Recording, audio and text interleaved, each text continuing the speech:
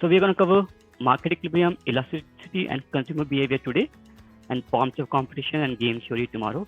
And if you look at the most common terms that are there in microeconomics, these are things like supply, demand, equilibrium, and things like that, which we'll cover today. So all the common terms that are there in economics, in microeconomics. Right. Let's start with market equilibrium. So market equilibrium basically means that there is an equilibrium between markets. So there are two sides of each market. One side is the demand side. So how much demand is there for your product, right? And one side is the supply side. So how much product is supplied in the market. For example, let's say if I am going to buy tomatoes today, firstly I want to see how many tomatoes are supplied in the market, and second, what I want to see is how many people want to buy those tomatoes.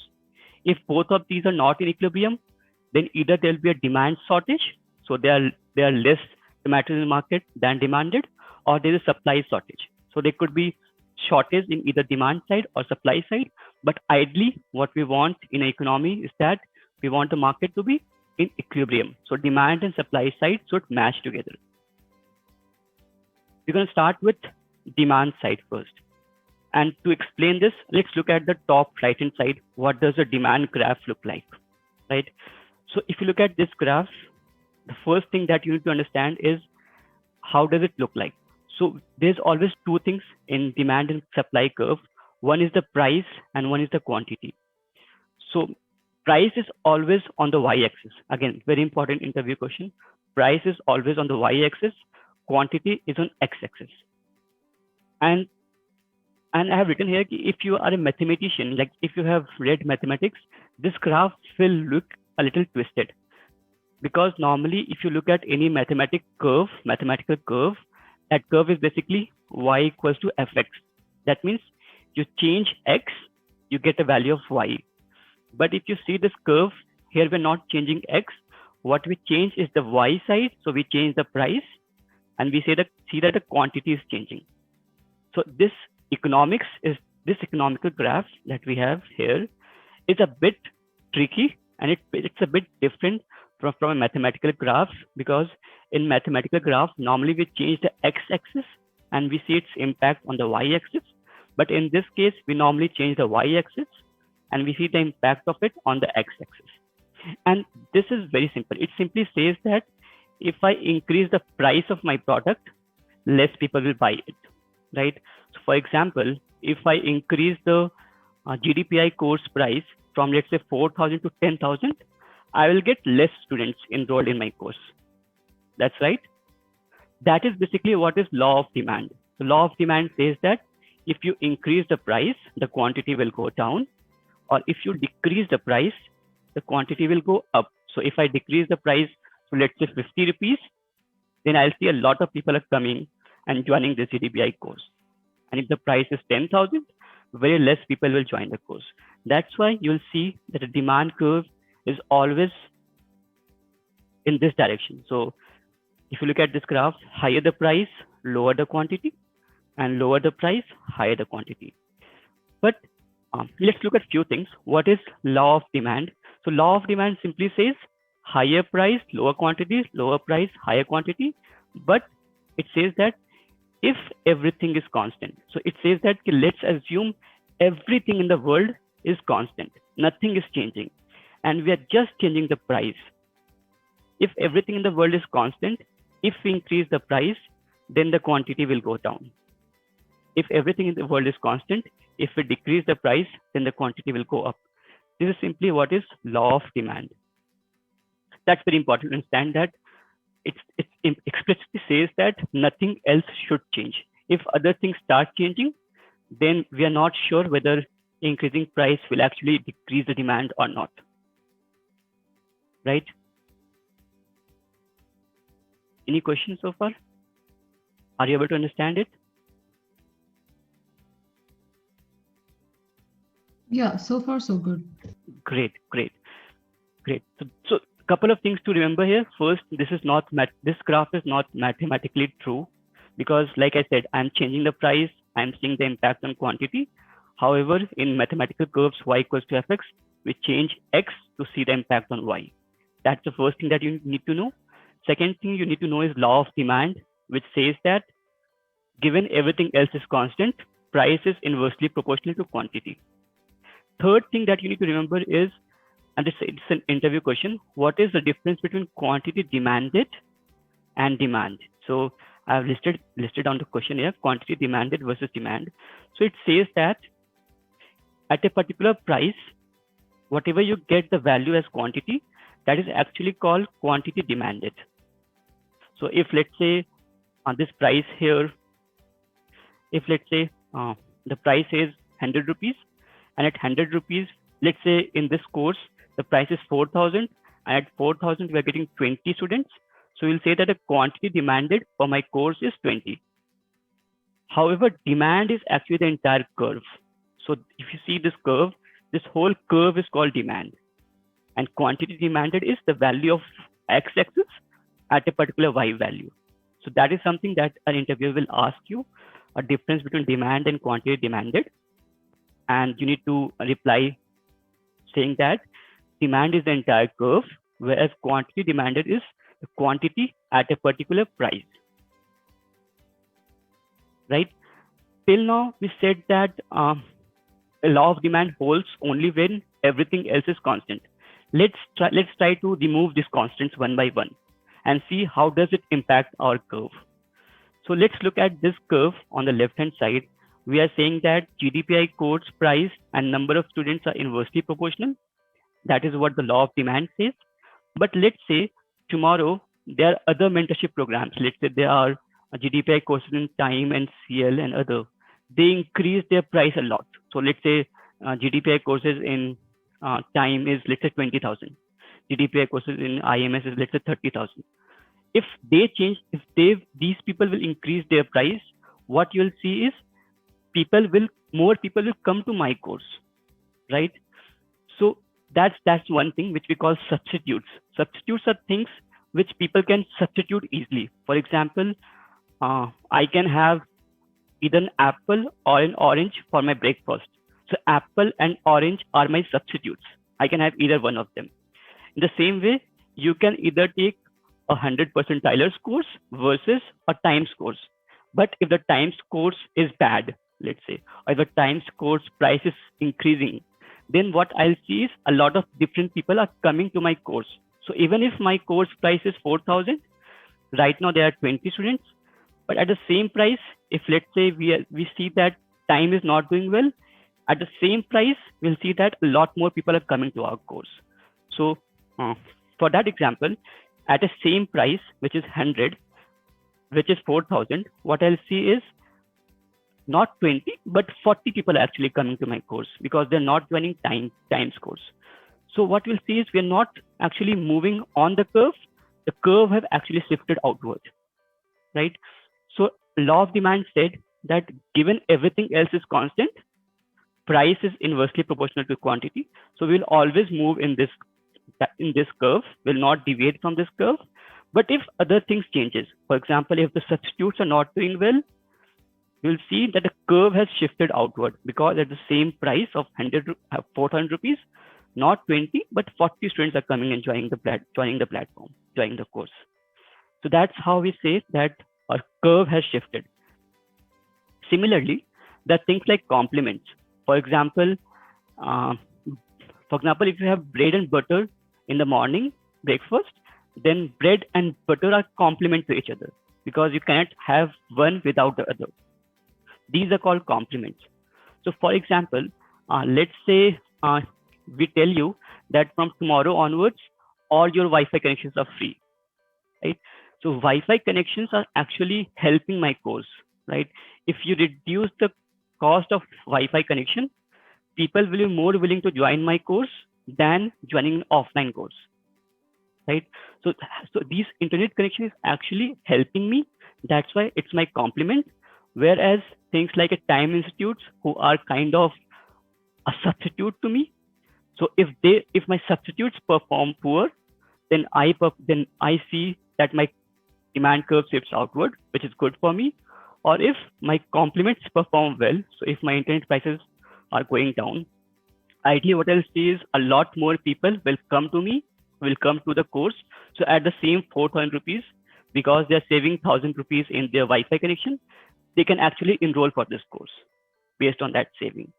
So again, for the same 4,000 rupees, we'll see that not 20, but 40 students are joining my course. That's why the curve will shift in the outward direction. Any question why the curve is shifting? I'm sorry, your voice keeps breaking. I'm not sure if it's just for me or probably for everyone else. Is it better now? I'll try to speak slowly. Yeah, now it's significantly better. It's just keeps breaking. I'm guessing because of internet stability. Okay. Let me know if there are any more issues. The voice sounds fine. Breaks quite often. Let me try to speak slowly so that even if it's breaking, you're able to understand. So again, what I was saying is that normally, if you'll see, a law of demand says that if everything in the world is constant, we will always move in this curve, in this blue curve. That means the price is inversely proportional to quantity. But if things change, for example, if my competitors are not doing well, the curve will shift outward, because at the same 4,000 price, there'll be more people who will be coming to me.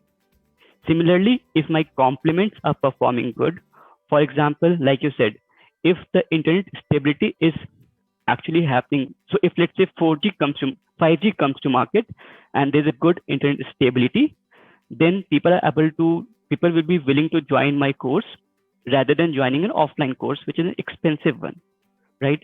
So if my complements perform well, or if my substitutes perform poorly, in these two cases, what I see at the same price, the quantity demanded will go up, and so my whole curve will shift outward.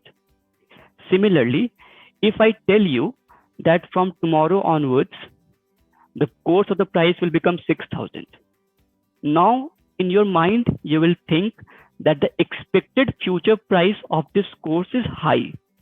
So you'll be more willing to join this course today. So again, at the same 4,000 price, a lot more students will join the class. Similarly, if let's say I have 200 people in my WhatsApp group, and they are the people who join my course. Tomorrow, let's say there are 400 people in my WhatsApp group. So my population has increased, my target customer has increased. So I'll see that at the same 4,000, now 20 people are joining, but at that time 40 people will join because I have a larger population. So if there's increase in population or increase in expected future price or improvements in complements or substitutes are not properly working, in that case, the curve is shifting outward. Similarly, if I tell you that let's say today you're earning 50,000 per month, but from tomorrow onwards, you are earning 1 lakh per month, right? So your income goes up. Then also what I'll see is that people will be more willing to join the course, right?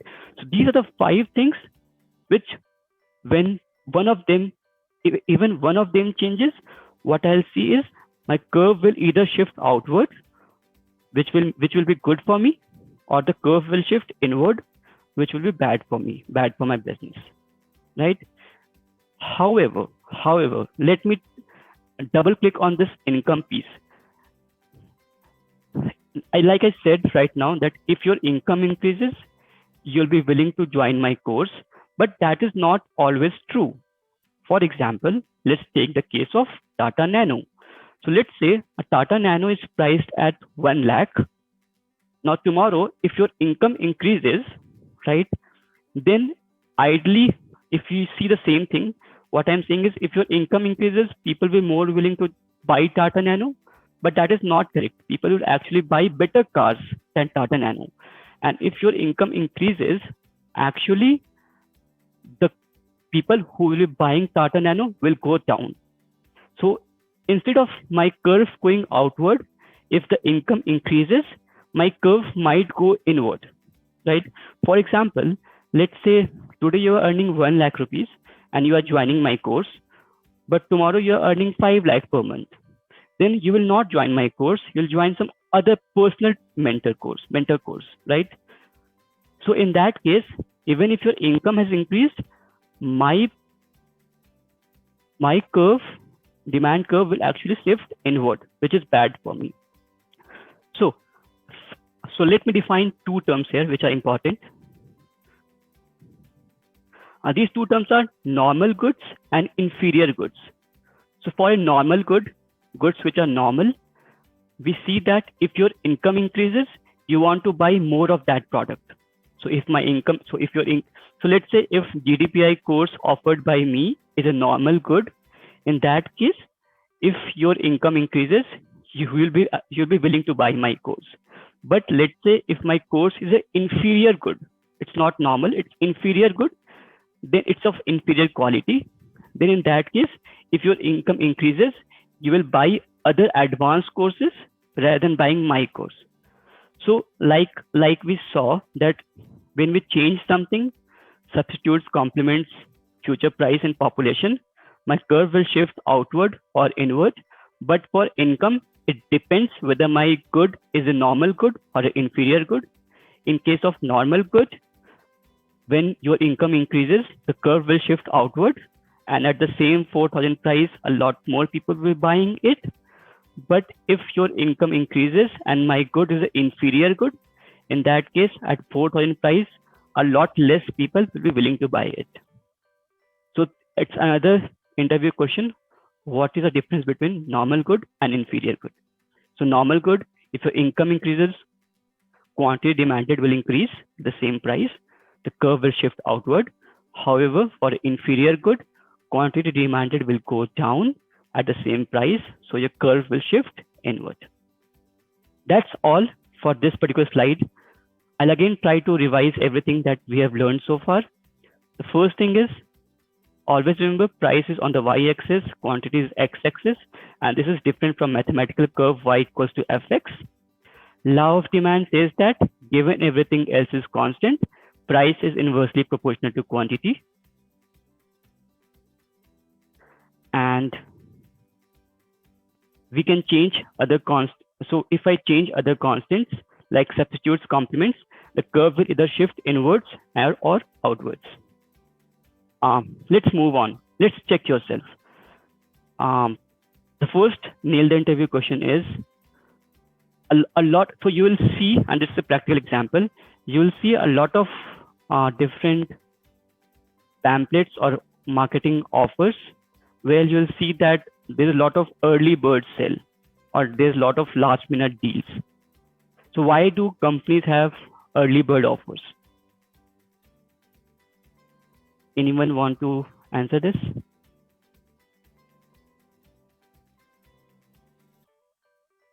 Why do we have early bird offer, last minute deals, or things like that? Because that would create a psychological impression on the customer that because now the price is this much. Furthermore, if I miss this particular sale or offer, the price is going to increase. So here, instead of 1699, I might have to pay 2,000 or 2,500. So that would attract a lot of people. Exactly. So that's the same thing. So it's about expectation of future price. So the expectation of future price is high. That means the curve will shift outward. That means at the same price, more people will buy it. So my demand curve will shift outward, which is good for me. So that's why companies will have these offers. Similarly, second question is when we are starting any company, we do a market sizing, which is very important. Again, market sizing are done because if you have a big market size, that means your population is big. And if your population is big, what we see is that the demand curves actually shift outwards, which is good for my business. Right? Any doubts till now? Okay.